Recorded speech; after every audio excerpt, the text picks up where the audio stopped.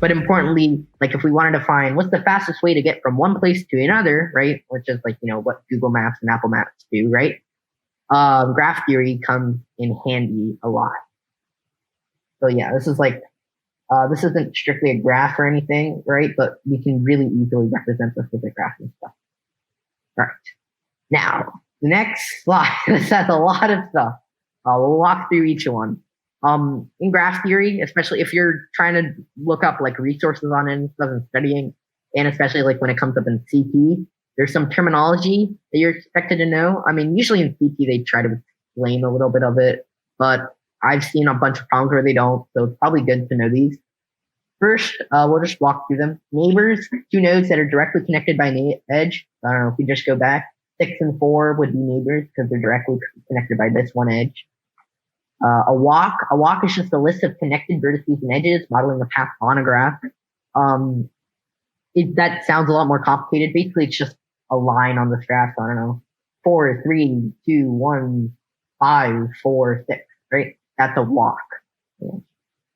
In a walk, there's no constraints on like, repeated edges or vertices. Like I can go 4, 3, 4, 3, 4, 3, 4, 3. That's still technically considered a walk, although you don't really ever see that. There's a thing called a trail where you can't repeat edges, but more often than not in CP, you see these things called paths. Paths are just a walk with no repeated nodes or edges. So I don't know, if we were trying to get from Lander to Gillette, there's multiple paths we could take, right? But it probably wouldn't make sense if we wanted to go Lander, Shoshone, Casper, Buffalo, Warland, Shoshone, Casper, Buffalo, Gillette, right? That's like unrealistic. So just, you're not overlapping yourself, basically. Like if you think about if you were drawing a path somewhere, you wouldn't be crossing yourself. A cycle is just a path which loops back to the first node. So 4, 3, 2, 5, 4, 3, 2, 5. Like that's just a cycle, right? You don't necessarily have to go through. In general, we don't really talk about traversing cycles so much as a graph having a cycle or not, because that gets to algorithms and like the way we have to design them, especially. But yeah, a cycle is just like if you can draw a circle or pretty much a shape on your graph, then it has a cycle. In graphs that have cycles are called cyclic, and graphs that don't have are called acyclic. Right? Probably the most thing that they don't ever explain is connected. The term connected comes up in two contexts. First is in a graph. So a connected graph just means that you can reach every point on the graph from every other point. So if we look back at our graph, I'm going back and forth, right? This graph is considered connected because I can start from any point and get to any other point. So if I started from 6 and I wanted to get to 2, there's a way I can do that, and 6, 3, 6, 4, and like every other combination of vertices. Connected parts of graphs are called connected components. So like if we had a graph, but it was split in the middle, like, I don't know, if these two edges didn't exist, so we just had 6, 4, 3 on one side and 5, 2, 1, and these weren't connected at all, right? 6, 4, 3 would be considered one connected component, and 5, 2, 1 it would be considered another connected component. Basically, just connected components are subsets of a graph that are also connected. Directed means like when an edge in a graph has a direction. So I guess in this example, we didn't really have any directed. This is an example of an undirected graph because these aren't really specific. Like we can go 4, 5 and also 5, 4. A directed graph, like you can only go in one direction. So if we think about the map analogy, that'd be like a one-way road, or you can only go one way, but you can't go the other way. Typically in graphs that's represented by an arrow. So if we can only go from 4 to 5, not 5 to 4, we just have an arrow instead of just a straight line from 4 to 5. And that's what directed and undirected graphs are. Weighted, when graphs edges have an associated numerical value, just like 5 or 10 or something. Maybe it'd be like if we go back to our map analogy, right? In roads, right? Maybe some roads have a given time it takes to go across them or something. Maybe some roads have tolls, right? That sort of thing. Just a different numerical value associated so that not all edges are equal, pretty much. All right, and then finally, just some different types of graphs. Trees are connected graphs with no cycles. It just pretty much looks like a tree. You have a root node, right? A root node, and then it keeps on going. It pretty much just keeps on splitting in halves or thirds or something. I don't know if I can put up a draw tool. Probably should have this prepared beforehand. I don't. Boy, it's just like a yeah, graph is pretty much just looks like this, pretty much. Doop, doop, doop. Right? It looks pretty simple. I mean, we can actually have one doing this way, right? The important thing is that one, this is connected. Like I can go from any point to any other point. And the second thing is that there's no cycles. You can't like draw a circle on this diagram. That's impossible. And yeah, and there's other features too. Like if I erase any edge from this tree, if I take away this edge or something, or not this edge or something, right? It splits into I two. don't think we can see the diagram that Oh, nice. you're referring to. There we go. Joy. Yeah, I'll do this. Yeah, this is what like a tree looks like. Yeah, that's MFW. But yeah, that's a tree. And an important feature of a tree is that like if I took away one of the edges, it's like I don't know if I took away this edge right here, it splits into two different connected components, right? You need every single edge to make the graph connected. That's one feature of a tree. But really, just that it's connected and doesn't have any cycles or what we call acyclic is the only thing. Directed, undirected, and weighted. Pretty much just graphs where all of the edges are directed or not directed or weighted. Because we're not covering too much in this lecture, we're only going to be working with graphs that are not weighted, so all the edges are equal and do not contain any loops or multiple edges. A loop is just an edge, I hope I'm right, that connects back to the same node. Something, is that correct? Yeah. Yes, I hope so. Or multiple edges. So like, I don't know, if we had like, I don't know, if we were thinking about our city analogy, we'd have multiple roads connecting two places, right? In this lecture, we're not going to be covering graphs with that because that gets more complicated and we'll try to avoid that. But of course, it's a real thing that does come up in CP occasionally. So it's probably good to like at least look at it a little bit. The resources slide at the end of this presentation contains some websites that go beyond the topics we will go over today. Especially since we're not going to be covering all of graph theory, it's probably good to look at some of them. I guess some good places to start so you don't get into like something really difficult, like I don't know, max flow or something from this. You might want to take a look at MSTs, which are minimum spanning trees, shortest path algorithms, so like Dijkstra's and stuff. You'll see that if you try to look it up in flood fill. There's probably other things that I'm missing, Julian. Is there anything else? And I mean, if there were, I wouldn't really know either. So yeah, just do like a little browsing on Geeks for Geeks or any other site, and then they'll have like lists of algorithms. You can just go down and browse pretty much. I think for like this level, you don't really need like that much graph theory knowledge. That is true. Unless you guys are getting into Yusaku Plat or something. Yeah. I think BFS and DFS and maybe some of the short path algorithms and flood fill would probably be good enough. You don't need to get into like decomp or anything too complicated unless he's decided to go like really serious with this. I don't think like even stuff like the Dijkstra's, which is like relatively simple. I don't think you need until gold or plat. Yeah.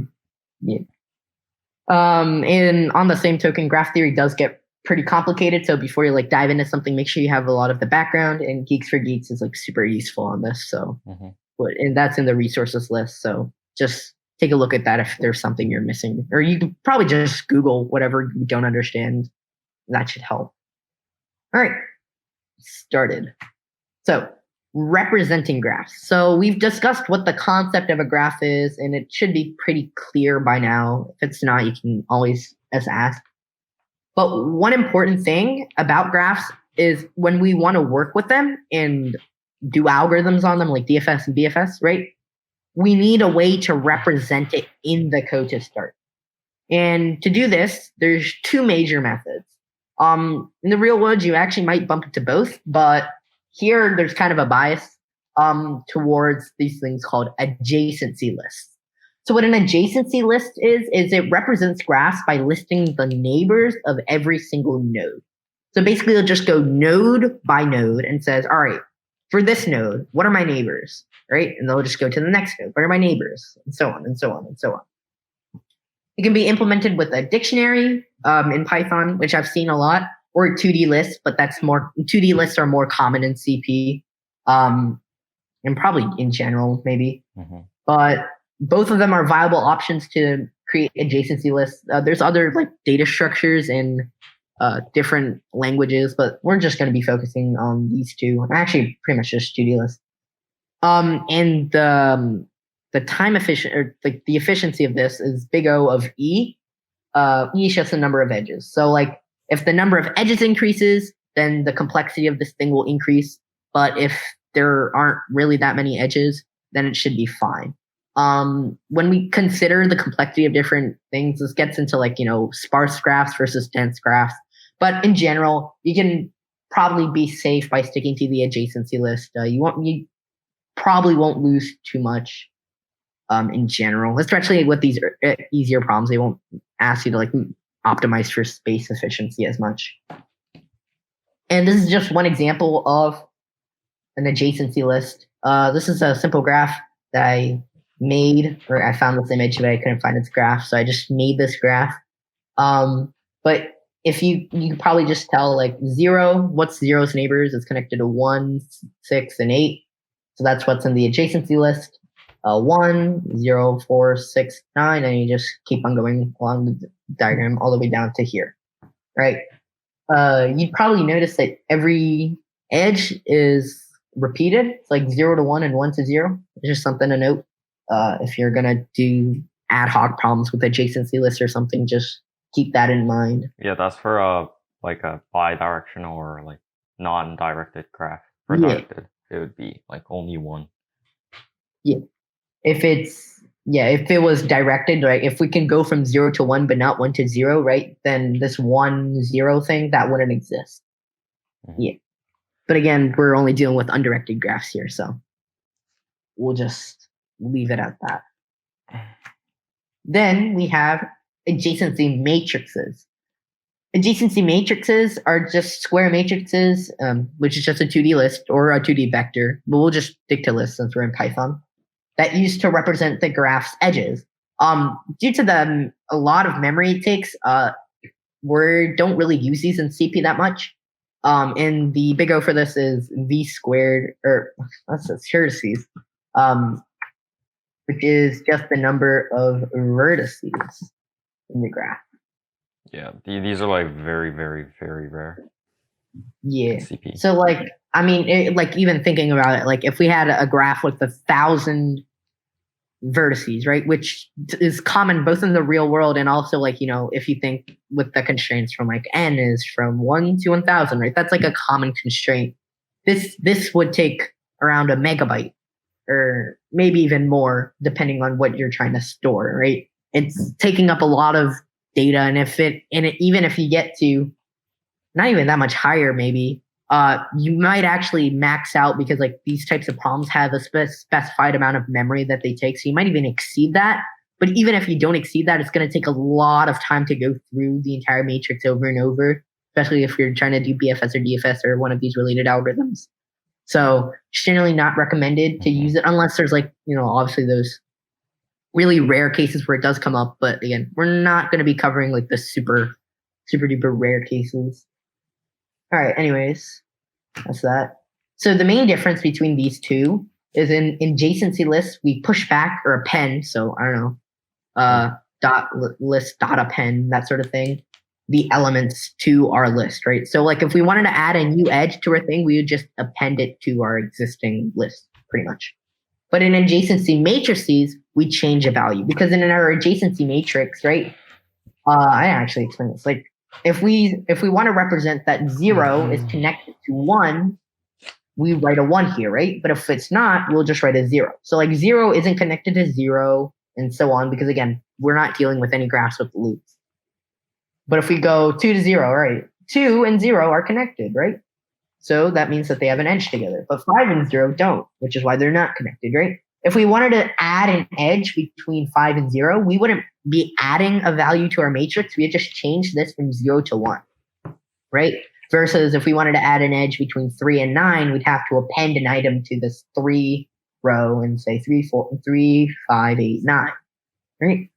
Also, for adjacency matrices, note that is also symmetric since we're dealing with undirected graphs. 0, 2 is the same as 2, 0 in this scenario. So it's symmetric. But obviously in undirected graphs, this is not the case. Or in directed graphs, this is not the case. All right. Anyways. I guess. Hold on. Yeah, okay. Julian, you can take over here, I guess. All right. Yeah, so one of the main like touted advantages, I guess, of matrices is that you can find if two vertices have an edge in O one time, but you can actually also do so with lists as well. So instead of iterating over like the entire list, which would take O of n time, to check if if an edge exists between two nodes, what you can instead do is you can sort all of the sort all the lists and then do a binary search on that, which would take log n, or you can use a list of sets, which would take O of 1. But the sets would be like greater memory complexity. I mean, not complexity, but greater like overhead. Yeah. All right. Now for traversing a graph, there's two like main different types for traversing all the nodes in a graph. This first one here is going to be a BFS. So actually, I should probably present. Yeah. All right, thanks. So let's pull a drawing here. So basically, in a BFS, as you saw in the GIF, what it does is I draw a sample tree out here.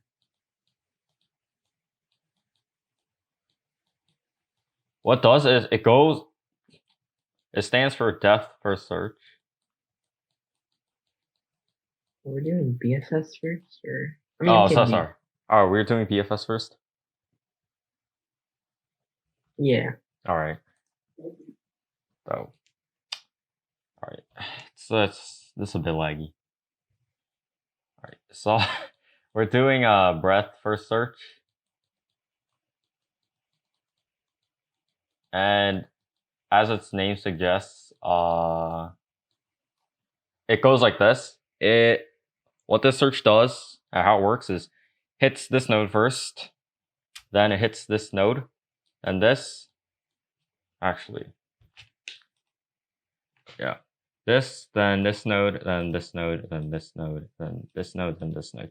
So it just goes through all the levels like evenly. So if I have a node at this level, 5 nodes at this level, these levels, it goes through all the levels first, compared to a depth first search, we'll discuss in like the next couple slides, which instead goes like this, which goes like depth first, as its name suggests. So I hope you understand the difference. A BFS would just go like this, in this order.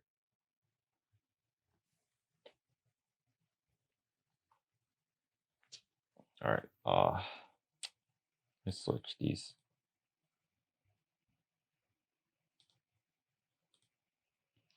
Yeah. All right, that's pretty much done with that then. Does anyone have any questions on that?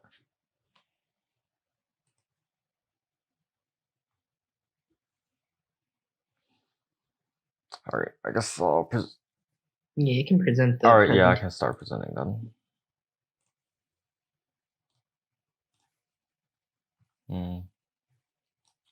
Come back here. All right. So yeah, that's how it works as compared to depth first search. You'll see that it's a bit different. here's our implementation. It uses a linked list internally. So we because we need the O1 delete at the back. So that's why we're going to use a linked list, also known as a deck, which is a deck in Python, a doubly linked list.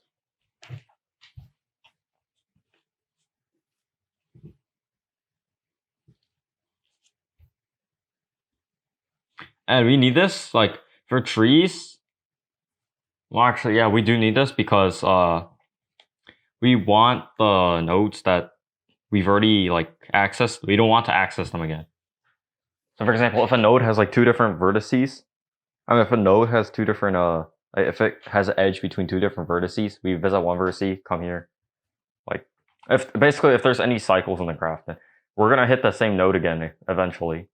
And if we don't have this set here to check that we've already seen it, then we're gonna end up in an infinite loop.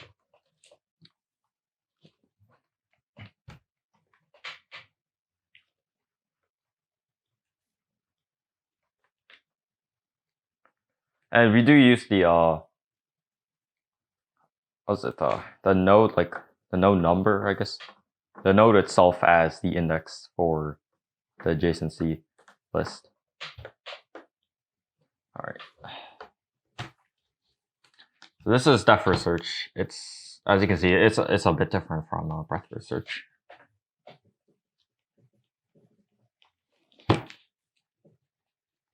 And you can do it either recursively or iterative, which uses the call stack and the action stack respectively.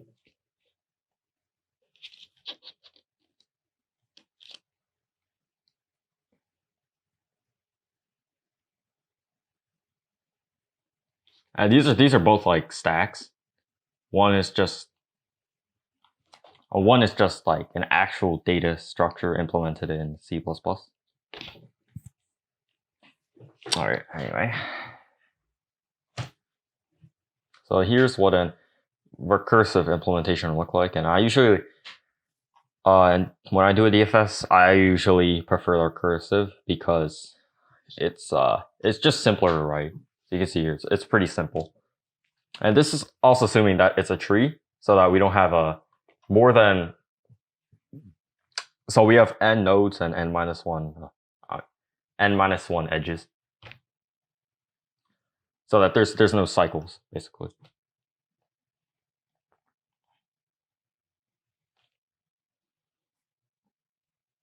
And yeah, we can do this because there's no cycles, so we're not afraid that we hit the same vertex again. Here's our recursive implementation on a regular graph.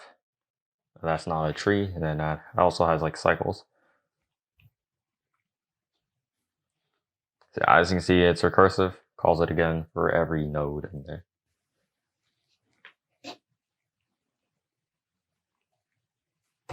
Now here's an iterative implementation.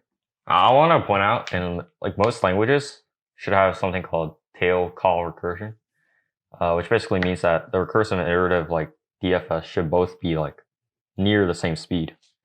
So don't worry about recursive too many function calls and it's gonna take too long to run. That's not gonna happen. With the same implementation, iterative and recursive.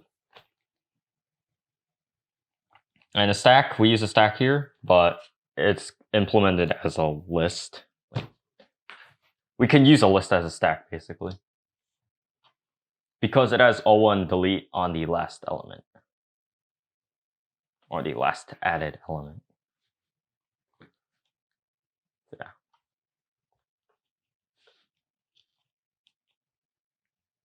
All right. Here's some further resources if you want to. If you want to explore this further. Yeah. I will add that the first one is just a review of everything. There isn't anything new. But the Geeks for Geeks link has tons of different algorithms. We only covered the first 3 of them, and kind of barely, to be honest. Oh yeah, Julian's got it. Yeah. But this one, the second link has tons of stuff. I think 51 different, no, actually more than 51, probably like around 100 different, maybe, okay, 150 different topics in graph theory. I think we covered about 3. But you shouldn't be needing to do too many. I would probably suggest, again, doing the ones that we suggested, which would be minimum spanning tree, shortest path, and I guess that's pretty much it. I don't know. You can obviously you can look at the other ones if you want, but pretty much everything that we covered in class today, even barring Dijkstra's and that sort of thing, should be enough for this class. I invite you to look through anything that you feel like, and if you want more resources, you could probably just DM Julian or I, and we'll find some for you. But in general, just the best way to probably get better at graph theory would just be to do problems on DFS and BFS, because obviously it's not going to be the problem's not going to be DFS through this graph or something. It's going to be entangled. It's going to be complicated, and often it's more useful to learn how to decode problems and figure out how DFS or BFS or any other alg fits into a problem than just memorizing like 20 different algorithms per day or something. But yeah, that should be it. Mm-hmm. Here's some practice problems, by the way. And another disclaimer is that we'll only focus on conceptual solutions for today. And if you have code that you want to share, like, please put it in the chat. But yeah, as I said, today's solutions will be mostly conceptual.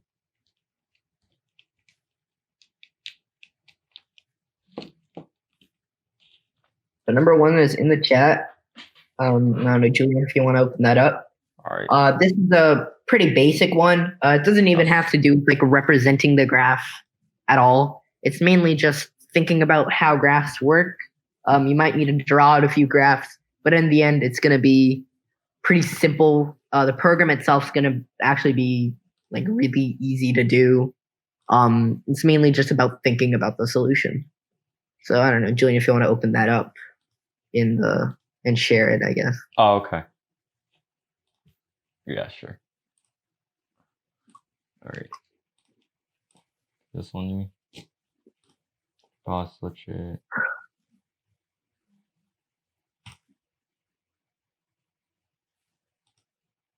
All right. I think you might have to sign up to submit one. I didn't actually sign up.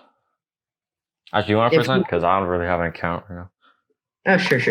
Yeah, all right. Now give me a second. Dude. Oh, shoot, my camera has been off this entire time. Sad. All right, let's see. Yeah, I can go ahead. Can y'all see that? Let me just log in real quick. Yeah, I can see that. Okay, hold on. I gotta log in.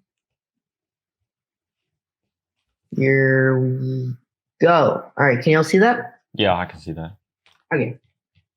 Go ahead and work on this.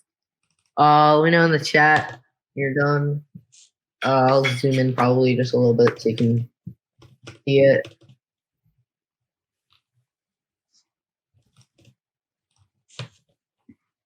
And yeah, make sure if you're actually going to submit stuff, make sure you look at this thing right here and do Python 3 or Python 3.8 or something like that. And yeah, that's pretty much it. I actually never use a sample code. But yeah.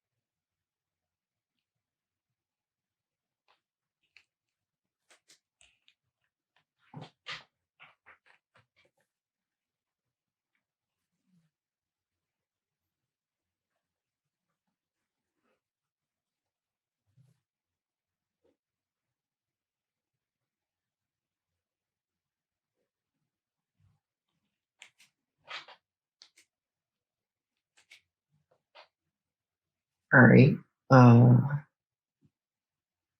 We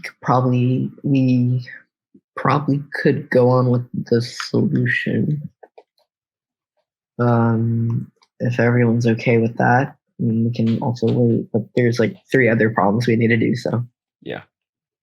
All right, I'll go ahead and share. One second. All right, cool. Well, I'll go ahead and get started. So we're again boiling down this problem. Just share this tab again.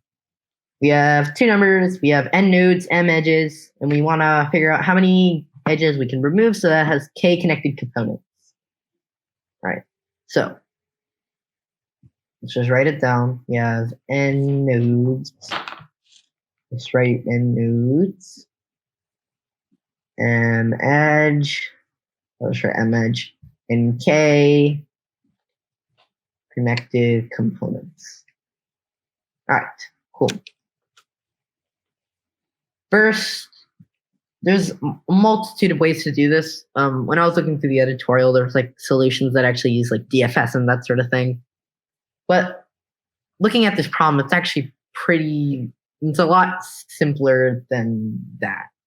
First thing we have to realize is that when we want a graph with k connected components, which remember, k connected components just means that like we have, like, I don't know, if we had 2 connected components, this would be an example of a graph with 2 connected components, right? You have this graph, this subgraph, I guess, which is all connected because every vertice can be reached from every other vertice. This component. It's all right? Can we really see what your screen sharing? Oh shoot, my bad. Oh, yeah. All right. So again, we have this graph right here, and this graph has 2 connected components because we have 1 connected component over here and 1 connected component over here. Right? Now, let's think about how many. So this has 5 vertices. This is something we'll need to do. I'll say actually 5n, and this says 1, 2, 3, 4 edges. Now, if we think about how many, we could arguably, we don't actually need, because remember, this question is asking for the maximum number of edges that we need to remove. And when looking at this graph, we actually don't need this edge right here, right? So we can go ahead and remove it. Let's do that. I don't know. Oh, I don't really care. Let's pretend this edge doesn't exist. Right? So we only have 1, 2, 3, 4, 1, 2, 3 edges. So not 4, you have 3 edges. Because remember, we're trying to maximize or minimize the number of edges we have, which is the same as maximizing the number we remove while keeping the 2 connected components. And if we keep on trying this, right? We keep on trying this. Let's try with 3 connected components. Why not? Right? This is 1 connected component, this is another connected component, and this is another connected component. Right? These are 3 connected components. We have 6 vertices, and we have 3 edges. Now, if we keep on doing this, and again, this is why it's important to like have paper when you're doing a hackathon or something and writing out a lot of things. Or trying to visualize it in your brain, you can quickly find that n minus e is equal to k. Now, the beauty of hackathons is we don't actually need to rigorously prove this statement. I mean, you could probably figure out some sort of way to prove it. This kind of revolves around the idea of trees, and the fact that, remember that property of trees we talked about before, where if you remove one edge from a tree, it becomes two separate connected components, right? So, I don't know, these can all be treated as trees, right? Because one, there's no cycles, right? Remember this guy right here, this guy had a cycle, and that's why it wasn't optimized. We could remove an edge and it's still going to be one connected component, which is why we had to take one out, and now there's no cycles. None of these connected components has a cycle. And remember, if there ever is a cycle, you can always just take that edge out, and you'll still have the same number of connected components, right? This is a tree, and by definition, since this is by definition, trees with n vertices have n minus one edges, right? Now, if we think about how many connected components we have, for every connected component, this property is still going to hold. Hopefully I'm getting this right. Probably might be getting it wrong, but that's okay. Yeah. Right. For all of these, we're getting this really wrong. I feel kind of scared. That's fine. For all of these, the number of edges is one less than the number of vertices, because again, these are all trees, right? Or it might be a binary tree. That's just how it is, right? Mm-hmm. Importantly, if we take out one edge, this is going to become two separate connected components. Now, if we add up all of these, right, n1 plus n2 plus n3 is going to be number of nodes, right? So that's going to be n. n1 minus 1, n2 minus, n1 minus 1, n2 minus 1, n3 minus 1 is going to be the number of edges. Mm-hmm. And if we actually look, we have a minus 1, a minus 1, and a minus 1. So this is going to be n minus 3, or in general, n minus k, because if we have more of these, if we have more, remember, it's still going to be the same property. So the number of minuses we have from here, this minus 1, this minus 1, this minus 1, is just going to be k, which is the number of connected components, times 1, right? So in the end, this would just be n minus quantity n minus k. And if we do that, that's just n minus n, so the n's cancel out.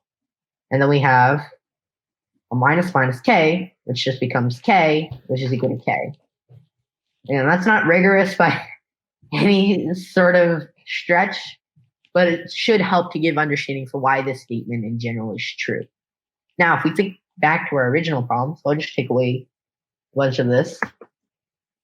There's probably a much easier way to prove it, but again, the idea here is this isn't, oh, that's okay, wait, you can leave. Bye. The general idea, so this isn't USAMA or anything. We don't need to prove anything. We're just trying to create a program that solves the problem, right? N when we think, so the minimum number of edges we can have is n minus n k. This is the minimum number of edges. The number of edges we have right now is m. So to finish the problem, it's pretty easy. If m is less than n minus k, then this problem's impossible. So, I don't know. M, so case where m is less than n minus k, we're just gonna output -1. But when m is greater than or equal to n minus k, we're gonna output m minus the quantity n minus k, because we can take away that many edges and get to this minimum case of n minus k, which still has k connected components. And this, if we just do the simple arithmetic, we get m plus k minus n. And then when we just print this, so we just take the three numbers and print them, and we get our answer. And if we, I don't know, just test it from our test case, right? This is our test case. We have 4, 3, 2. 3 plus 2 minus 4 is 1. Right? So, in fact, these edges right here, well, you could take them and do some DFS and probably search for cycles or something like that, right? We actually don't need that, because if we look at a conceptual standpoint, right, this logic right here tells us everything we need. And in reality, the only thing we really need is m, n, and k. We can go ahead and solve this problem. All right. yeah, that's that. Okay. I went on a little long there, so we'll get to the next one real quick. This is called A Monk in the Islands, and it's a simple BFS. So I'll go ahead and open this up myself. Open it up twice, actually. Give me a sec. So I can go ahead. Yeah, let's go. And yeah, that is that. Can you all see that? Yeah. Oh yeah. All right. Okay. So go ahead and look at the problem. Try it out. I guess this is a unstated hint, but yeah, it's BFS. Um, and there's other things too, like bidirectional. That means every bridge in this scenario goes left and right, which in our example is just analogous to this being an undirected graph. So we can use the BFS stuff that we just learned. And yeah, that's pretty much it. Note that if you're actually going to go ahead and code this, we don't actually expect you to code this since graph theory is complicated in terms of creating stacks in Python. Or is this stacks? No, this is a linked list. I'm pretty sure this is these extras. Yeah. Is it Dijkstra's? Is it breadth first search? No. Yeah. Well, I'll check out the editorial. I don't think this uses Dijkstra's. Let's see.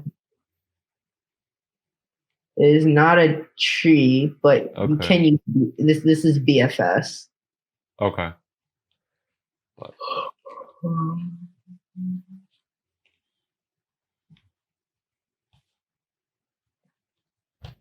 Yeah, but this is also creating the graph. Yeah. Find the distance. Mm-hmm. And you can use No. This I don't actually think this is Dijkstra. I think this is just a simple BFS until you find the island, and then you just stop the BFS, pretty much. Oh, wait, because the edges are not weighted. Yeah. Yeah. My bad. Right. Yeah. If the scenario Julian's talking about is something you probably see in the real world, when each of the roads or each of the bridges has a different length, right? So it might take 10 minutes to cross one bridge and 20 minutes to cross another, right? Mm-hmm. It was a pretty long bridge. By Ethan. But we're teaching Austin only. That's great. But yeah, just go ahead and try that out. Yeah. We are also teaching through the recording. Yeah. So that makes sense. All right, hold on.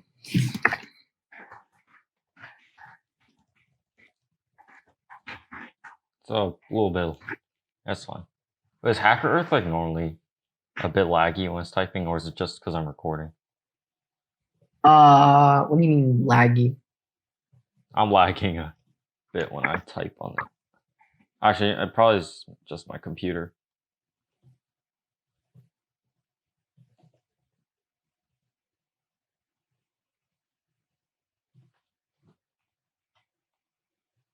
Let me check task menu.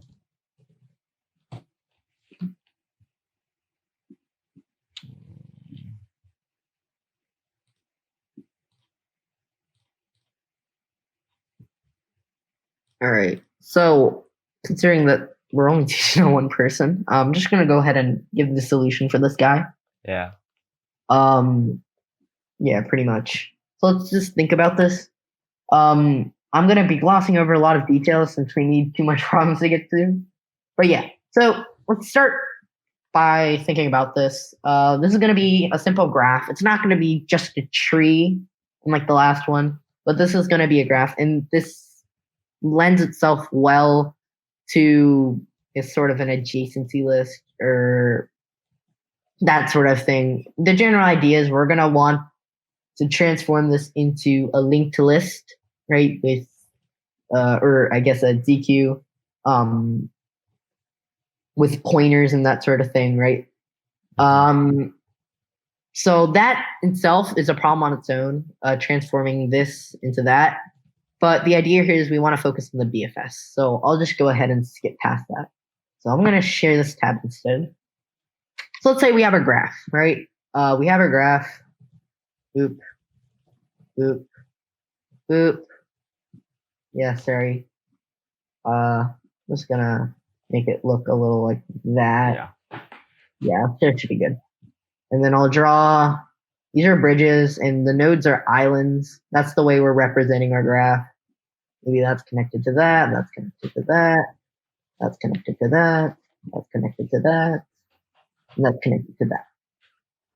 So first, let's think about how you would, this might, that's fine.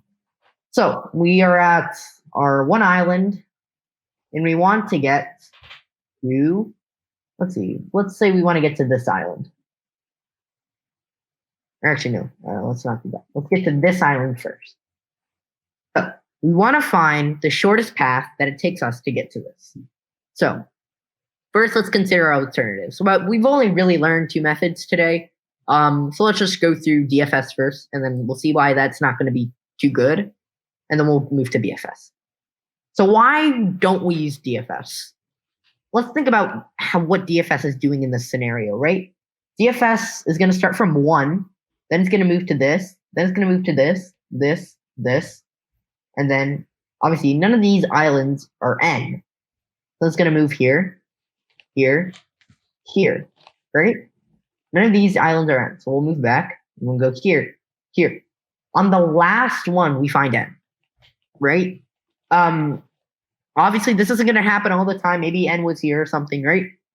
But in general, this isn't going to be too optimal in terms of the fact that, like, if this was really, really deep, this specific segment of our code, right? Like maybe this goes on and on and on forever, right? Especially considering, like, if you're thinking about a real map, right? Where connections stretch the entire country, right? And we're trying to find the distance from one town to the other in a state or something. DFS can take us all over the place, and especially considering what are the constraints in this guy? The constraints are what we can have. What is like t-test cases, and then we can have n islands. We can have up to 10,000 islands with 100,000 bridges. So obviously this is going to get pretty difficult to work with in terms with DFS if we try to do this. So one technique that lends itself a lot better in terms of the fact that we're actually thinking about distance is BFS. So remember, think back to BFS, we just go this level, then this level, then this level. And on the 3rd level, we find this, right? Putting the recording right now. What? Nothing. All right. And we found N, right? There's 2 things that this is good for. One, in general, we'll probably find it faster. Like, even if we have like a really, really long series of stuff that comes around here, right? We'll never even need to touch this because once we found N, we can just backtrack. But another thing is, what if there's more than one way? There's actually 2 other things. What if there's more than one way to get to N? With a DFS, we can't really be sure if the first way we found to N is the most optimal, right? So let's say we had this really long path, right?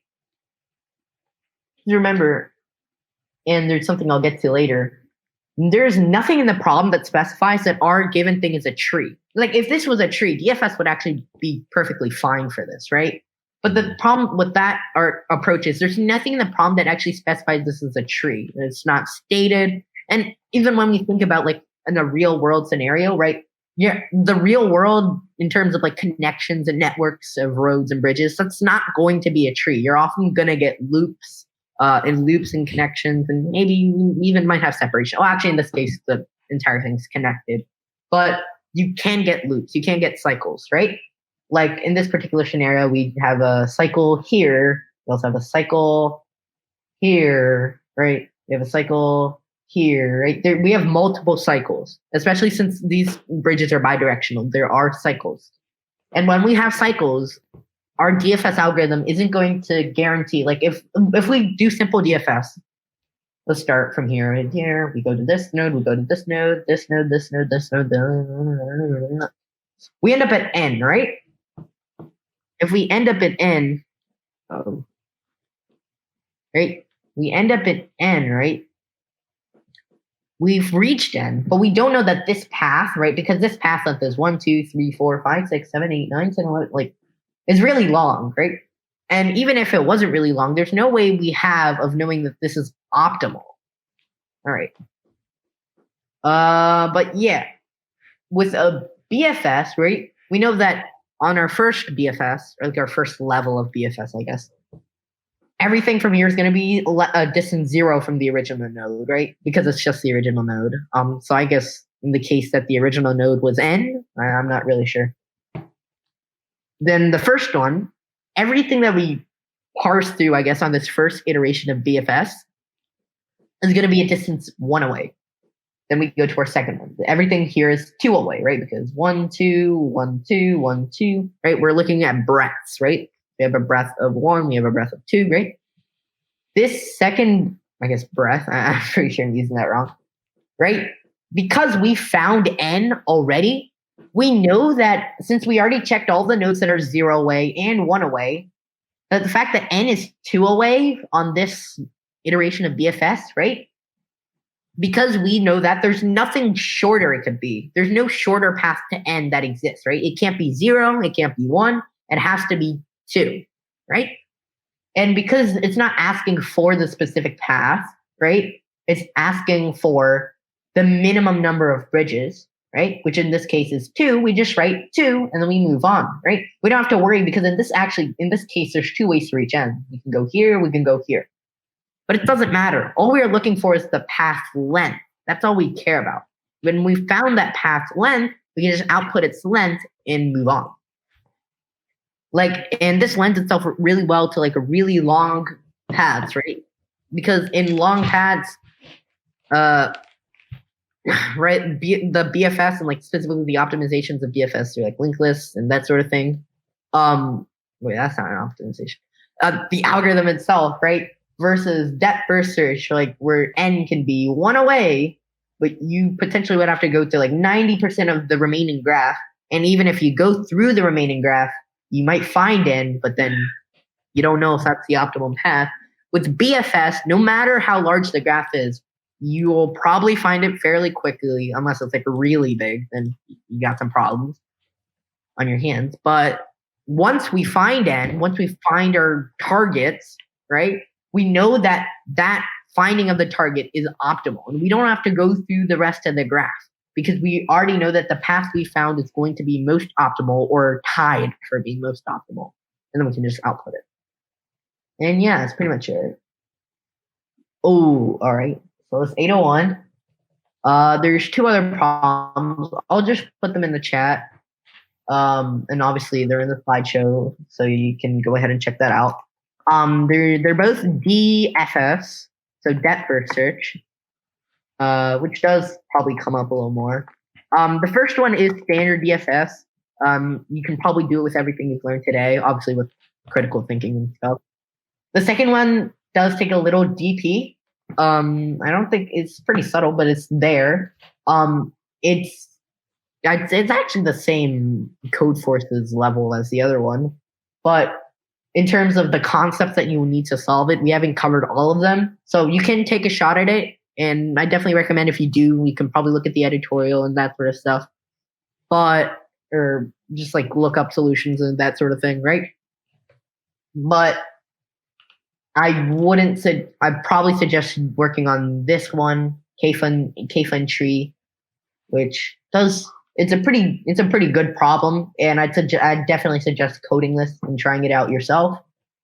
Code Forces in general has good quality problems, so definitely suggest checking it out. But yeah, go ahead and attempt this problem, and if you find a solution, I think you can submit it to Code Forces. But yeah, right here, you can submit it to Code Forces. I think you may or may not need an account. Yeah, you need an account. Yeah, you need an account. But if you want to like send it, okay, for this, you probably should send it to Julian. I'm not sure how much I can help here, but go ahead and send it to us and we'll check it out. You probably have better luck looking at like editorials or like general DFS guides, and that can help you like model your code. Mm-hmm. I And suggest then, using a cursive solution for this.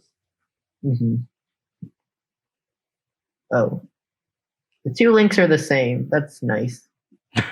Oh, whoops! I forgot to put like I think I forgot to put the expected one. Oh, yeah, I'll do that soon. Yeah, that's okay. But yeah, that's it for today.